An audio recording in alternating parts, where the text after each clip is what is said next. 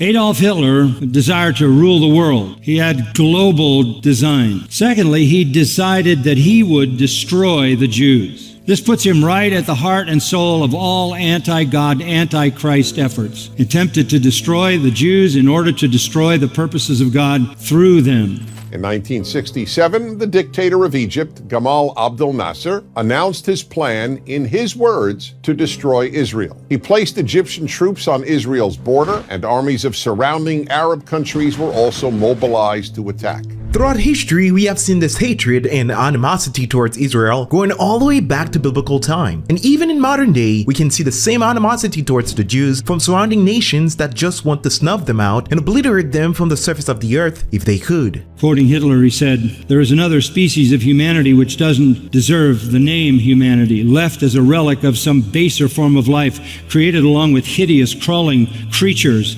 gypsies, Negroes, and Jews."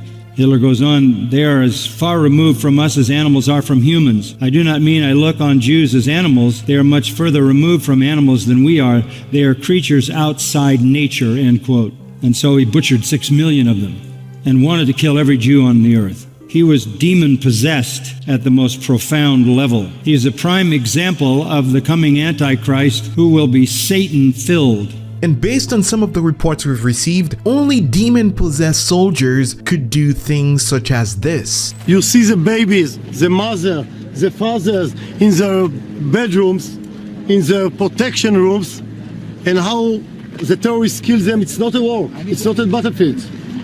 It's a massacre. It's a terror activity. As they've been walking through these different houses, these different communities, babies, their heads cut off. That's what they said.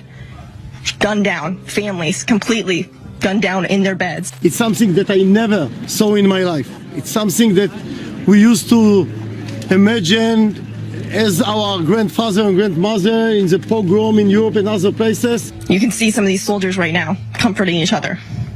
Many of them reserves who jumped into action, leaving their own families behind as well, not knowing the sheer horror that they were about to come to. They say they've never experienced anything like this. This is nothing that anyone could have even. They must have shed their humanity, and what's left is something inhuman. To see baby carriages with bullet holes in them and blood. Who goes up to a baby and kills a baby? Every day, there's more troubling news surrounding the war between Israel and Hamas. There was a recent report that seems to indicate that Hamas has called on Muslims worldwide to stage a day of jihad, or holy war, on Friday, October 13th. It was also shocking to see this picture of Congresswoman Rashida Tlaib, who continues to display Palestinian flag in support of Hamas outside of her congressional office and refused to remove it even after hearing the Palestinian Hamas terrorists invaded Israel on Saturday, killing more than 1,000 Israelis. But as this is going on, your colleague Rashida Tlaib is with quite pride displaying the Palestinian flag outside of her office. How does something like this happen? They're Arab Nazis. That's what the Palestinians are. Thank you. They live alongside Jews, not for the purpose of living alongside them in peace, but living alongside them just long enough to plan, can I kidnap children? Can I execute the elderly? Can I execute the innocent? Not say military to military, but target civilians specifically. They should be looked at no differently than that, and they might as well put a swastika in the middle of the black and the red and the green, and that's essentially what she's displaying. As horrifying as the news reports are from this war, one could never imagine anyone supporting the crimes committed against babies, pregnant women, and grandmothers. However, many news articles and media organizations are emphasizing certain aspects of this conflict to put blame claim on one side or the other. And apparently Harvard's Arab Alumni Association is asking members to support Arab students whose group signed the Hamas letter. And in this article I found on Ground News titled "Pro-Palestinian Letter from Harvard Students Provokes Alumni Outrage," the article summary states that a coalition of 34 Harvard student organizations, including Muslim and Palestinian support groups, blamed the Israeli regime for the violence in Palestine, claiming that the ongoing attacks are a result of decades of occupation and the creation of an apartheid state. People on the internet are choosing sides, and believe it or not, some have found a way to justify the horrors we've heard in the news. Even the BBC, once an internationally trusted news network, refused to call the Palestinian Hamas terrorists. I mean, let's just be crystal clear. This is an act of terrorism that we saw at the weekend, the worst since 9/11, one of the worst terror attacks in modern history. And yet you have mainstream media, the BBC in Britain, refusing to describe Hamas as terrorists. They call them militants. Even John Simpson, one of their senior foreign correspondents and editors, said it's not a journalist's role to call groups like Hamas terrorists. He says calling someone a terrorist means you're taking sides and ceasing to treat the situation with due impartiality. The BBC's job is to place the facts before its audience and let them decide what they think honestly and without ranting. Sorry, it's not what we do, but I don't think it's about ranting to describe acts of terror as being committed by terrorists. And the New York Times apparently today actually changed the wording of a story they put online and changed the word Hamas terrorists to Hamas gunmen, as if they're almost terrified, literally, I mean, how ironic, of using the word terrorist. But what is it about mainstream media? Two huge examples of it, New York Times and the BBC. It's evident that the Israel-Palestine conflict is one of the most highly politicized issues in modern history. So how do we even make sense of what we are hearing and seeing in the media? How do we know who's actually presenting the facts to us in a way that is tailored based on where they stand? I personally have been using this app and website by Ground News, and I'm glad to have them return to sponsor today's video. Ground News is an independent startup that combines thousands of local and international news headlines so you can compare coverage and tell the bias, factually rating, and ownership of thousands of news sources from all around the world. For example, let's take a closer look at this BBC story. At the time I'm looking at this, I see that it's covered by 10 sources in the last day, with half of the articles coming from right-leaning publications. The website even provides a summary comparing how each side is framing the story with the comparison tool. For instance, it says that the left focuses on criticisms of BBC's usage of terrorists while the right portrays public outrage. Scrolling down, we can see every article published on this story and compare how each outlet frames it. For example, Metro News is tagged left-leaning and uses language such as defend. BBC defends language for Hamas doing war with Israel, whereas the GB News, that leans right, describes John Simpson being ripped apart because they failed to call Hamas terrorists. You can clearly see from these headlines that the framing of a story can be quite different depending on what outlet is reporting it. This is why I love Ground News. They immediately expose how politics impacts the way the news is reported. Being able to see the sources of the news I am reading and compare the language from left, center, and right-leaning media is a huge benefit that helps me see right through the motives of the mainstream media sources. I encourage you to check out Ground News at ground.news/thegospel and subscribe through my link below for 30% off for unlimited access, or try out their pro plan for less than $1 per month. It's been a valuable resource for me in seeing through manipulative reporting, and I think you'll find it useful too. Now, remember the global day of jihad that we talked about earlier, that Hamas announced that all Muslims around the world were to mobilize on that day in support of Hamas. Apparently, a lot of people were listening and paying attention, and in New York City, a large group of Palestinians took to the streets, the flag chanting and marching in support for Hamas. Free, free Palestine! Free, free, free Palestine! From the river to the sea! Shut it down! Shut it down! Shut it down! Shut it down! Shut it down! Shut it down! Now, how are we as Christians are supposed to think and act biblically and socio-politically when it comes to this issue? First, let's answer the socio-political issue. Let's watch this video that explains in great details the Middle East problem. When I did my graduate studies at the Middle East Institute at Columbia University's School of International Affairs, I took many courses on the question of the Middle East conflict. Semester after semester, we studied the Middle East conflict as if it was the most complex conflict in the world, when in fact, it is probably the easiest conflict in the world to explain. It may be the hardest to solve, but it is the easiest to explain. In a nutshell, it's this. One side wants the other side dead. Israel wants to exist as a Jewish state and to live in peace. Israel also recognizes the right of Palestinians to have their own state and to live in peace. The problem, however, is that most Palestinians and many other Muslims and Arabs do not recognize the right of the Jewish state of Israel to exist.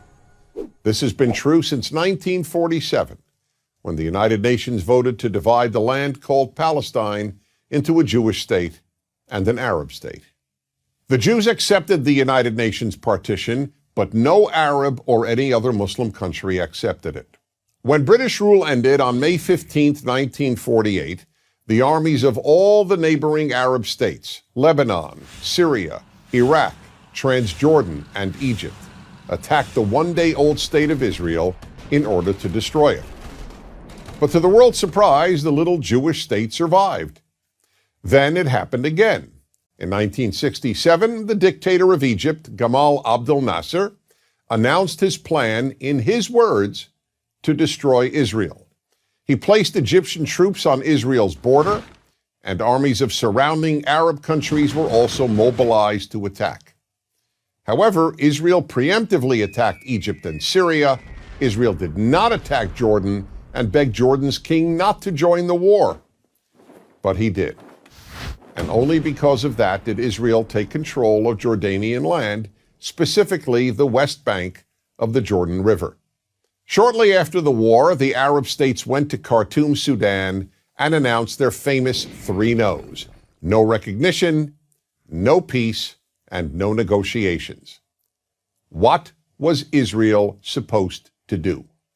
Well, one thing Israel did a little more than a decade later in 1978 was to give the entire Sinai Peninsula, an area of land bigger than Israel itself and with oil, back to Egypt, because Egypt, under new leadership, signed a peace agreement with Israel.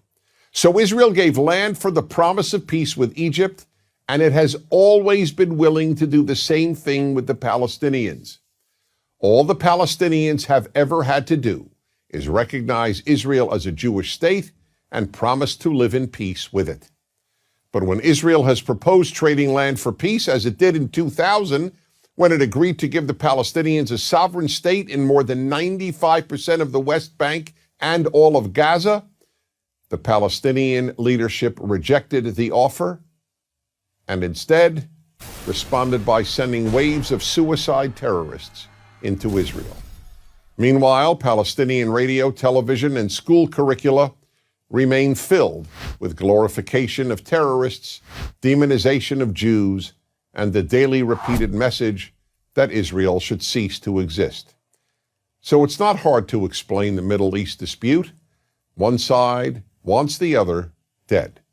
The motto of Hamas, the Palestinian rulers of Gaza, is, "We love death as much as the Jews love life." There are 22 Arab states in the world, stretching from the Atlantic Ocean to the Indian Ocean. There is one Jewish state in the world, and it is about the size of New Jersey. In fact, tiny El Salvador is larger than Israel.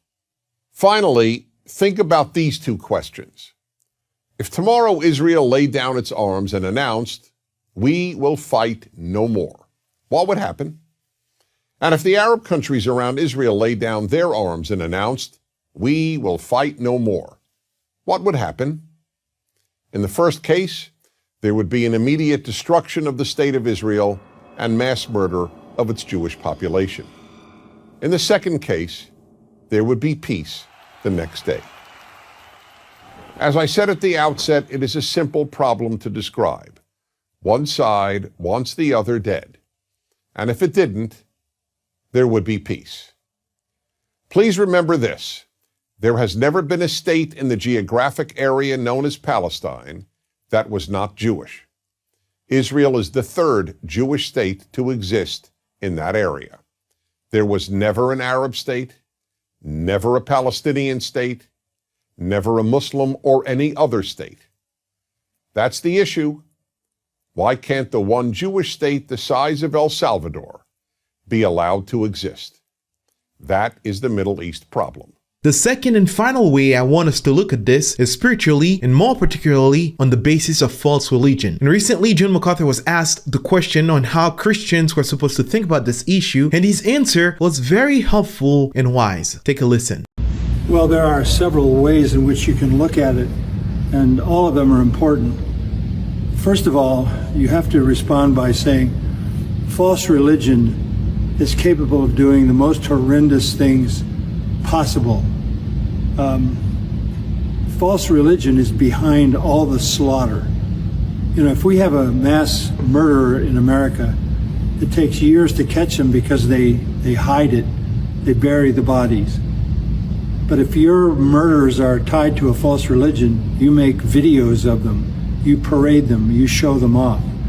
So it's an indication that false religion is the most damnable of all things in the world, because it's Satan at his worst, and that's what Romans 1 says. So you're seeing the horror of false religion and why you can never make a truce with false religion. Regardless on where you stand on this issue, the bottom line is that sin is what causes all of this turmoil in the world. And the only remedy for sin is the gospel of Jesus Christ. The only remedy to all wars and all animosity that we are seeing in the news and the media, and especially in this war, it all boils down to the human heart that is depraved and in need of a savior. Jesus Christ is that savior. Now, our job is not necessarily to take sides. We will, of course, condemn what is evil and demonic. However, at the end of the day, our primary job is to preach the gospel. Only the preaching of the gospel can save those people from their sin.